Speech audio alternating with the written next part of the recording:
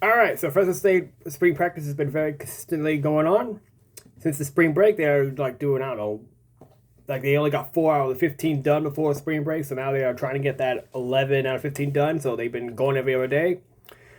The big news we've gotten out of practice so far, and these recent updates, is that the Bulldogs want to have a running aspect of their quarterback position, and that's really, in fact, answered a recent presser. And I'll read a quote right here. Wants to do it 5 times a game. Let me read it right here. I think this year we're going to try to incorporate a little bit of design quarterback run game into our game plan. If that's 5, 6, 7 times a game, whether there's a read option where we don't have to block someone, we can equate numbers in the box. Hopefully, both of them. He's talking about Monton and got the cat here. That means Monton and Mandel. Give us that opportunity and maybe an advantage during the course of the game, but at least to have the ability to force teams to have to prepare for it. And Mando in high school was noticeably, he was a runner. He was athletic. He had a baseball scholarship. Probably be the QB1. I don't think they would have gone to try and get Christian Martin if he was healthy last year and we could have seen him play, but now it is what it is. Martin, when he was with Maryland, he threw the ball 17 times. Let me just get out of here. I know, I'm a Bulldog fan and I have a cat. He ran Martin anyway, and Maryland he ran for only 4 times. In the Pro Bowl, Manto, when he played with Joshua Woods, he ran 6 times and ran for 3 yards. Last year, current offensive coordinator said that Jaden is very capable of being in our quarterback playmaker, escapes the pocket well. I feel like there's some QB run game in his future, etc., etc.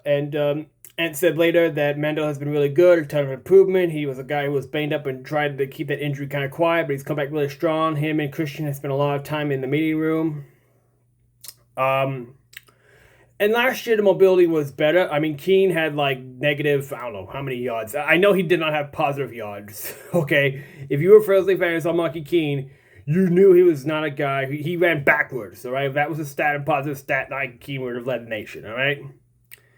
Warner was probably the first quarterback who really surpassed a positive run percentage since, I don't know, Derek Carr. Really.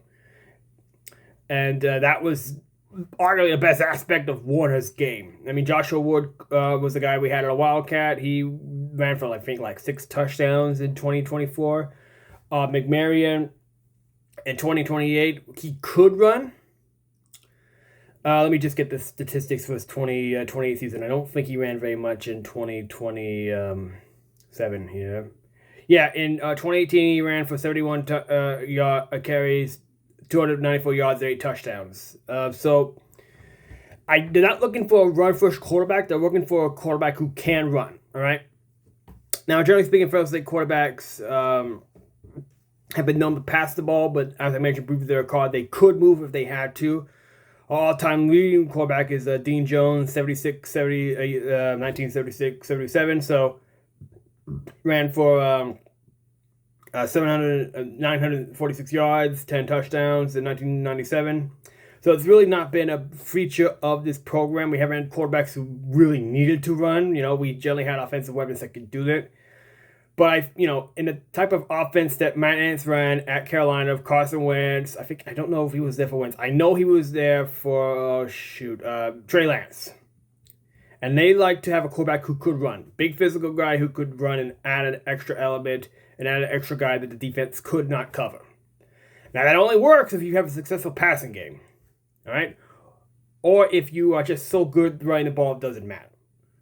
But it's definitely an element that this offense has been missing the last few years. They're trying to be more dynamic this season as well. We're going to see what that looks like. I don't know how much we can get about this offense when they play at USC. That's going to be a really tough hold to ask them to really light it up. But once they get in the Pac-12 play, we'll see what they really want to do. But, as I said last year of ends, if you want to see what he's going to look like, just look what we did at North Carolina State. All right, so the spring showcase is less than 2 weeks away. It's on Saturday, April 25th. I'll probably be there. Record what I can for you guys. But spring camp's not the only football news in Fresno State. They recently got 2 commits. Now, in this stage, day and age of transfer portal and so forth, it's really not something that I'm personally very excited about because they can just leave so easily, and if you develop them, there's a good chance they'll leave anyway.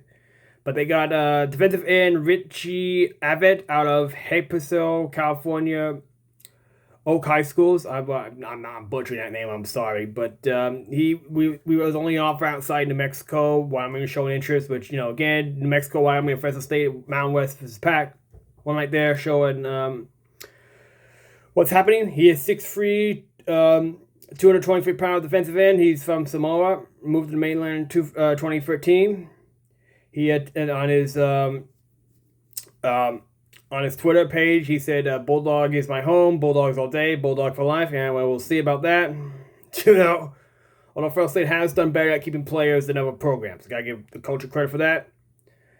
He said, and also in his committee, he said, "I went out there, they toured me around the football stadium and facility, and they were just showing me so much love. They showed me I deserved to be at Fresno State. I was welcome. It really felt like home when they were okay. For me, I just saw opportunities of me going and actually trying to get past the next level to the NFL. If you go to Fresno State, you do have a chance of making it to the NFL. That is a really legitimate possibility for you, not like some other schools." And the Bulldogs also got a huge commitment from the Valley. Highest rated prospect, Tulare High School free-star Damari Riley. According to Scott, this is like a 24/7 Sports. He's the top rated recruit in the Valley. He had originally committed to UCLA, but changed his mind. He's 5'9". Last year at high school, he had 72 catches, 115 yards, 13 touchdowns. He also played defense, but I'm pretty sure they're going to have their offense. He is definitely a athlete all around. He plays basketball. There, average 17 points, 4 rebounds, 3 assists for the basketball high school team. On track, he ran the 24-1 long jump, which is like in the top 3 in the state based on what I've seen. Bulldogs also got a commitment out of a player from Nebraska, Orton High School, Zachary Wolf, defensive end. Ever since Matt Ansys come in, that has been a huge priority for him, getting players from the Midwest. I mean, if you're a Fresno State fan or a fan anywhere, you don't care where players come from as long as they're good, right? But here's what he said last night. Last night was a great night. After talking to my parents and having great conversations with Coach Oliver, Ants, and Benedetto, I'm blessed and continue beyond grateful to announce that I'm officially 110 commitment to my academic athletic career at Fresno State. So, it looks like they're going to get another commitment to, they're not public knowledge right now, and I don't want to do the jobs for other guys who report in the media, but stay tuned for more recruiting. I like to see more local recruits commit in general, like Deacon Rose, that, playing for friends and families, playing for the team that you grew up rooting for, went the games. That's really not some of the NIL money can buy. And that's an advantage that Fresno State has to have. Ever since, I feel like since Jeff Tedford, we have moved in that direction. Fresno State football games are now a social event as much as anything. And you grow up wanting to be dogs. I mean, in the Midwest, in the Southern powerhouses, we have sales every week. We have just an event. That's what you want. You want these kids growing up, going to your games, having great memories with wanting to be Bulldogs. I mean, we got one guy his parents are season ticket holders. I can't remember his name right now, but next video I talk about recruiting. I'll be sure to talk about that if I haven't already. Speaking of recruiting, I've got 2 updates for you on the Fresno State basketball front. Wilson Jacques announced that he is going to DePaul Pirates. And the rumor is that he was paid $1 million to do so. Okay, that is absurd. Is any Fresno State fan here really going to say that Jacques was worth $1 million? I mean, even Gorey apparently didn't get that much when he went to it. I'll talk about him in a moment. But, I mean, I wasn't that upset at losing Jacques. Would any of you? Would you pay $1 million to keep him? I don't think so. That's probably just a case of... that's just a case of you're amazed that DePaul has $1 million that you could pay for a guy like... Wilson. I mean, he's going to be in a bit of conference, no question about it. I mean, $1 million for a year, he might not go to pro, okay. He's going to be in Big East, but he's going to star in the Big East. He's going to look good in the Big East. I don't know. I don't think you can say that he's suddenly going to be a huge factor for him. I mean, when I believe I talked about basketball players and how they did in other locations. Maybe when this is all ran down, I'll go for it as well. But the Sean Gorey, he announced that he's going, and he's going to Oregon State for, I've heard about 6K at most, 600K. I mean, it sucks to see a guy like that in as a future conference mate, but what can you do? You know, I mean, I'm not upset about it. You know, we sure with the boys. I mean, it just is what it is in this transfer portal, especially basketball players don't have any loyalty anymore the way fans do to schools.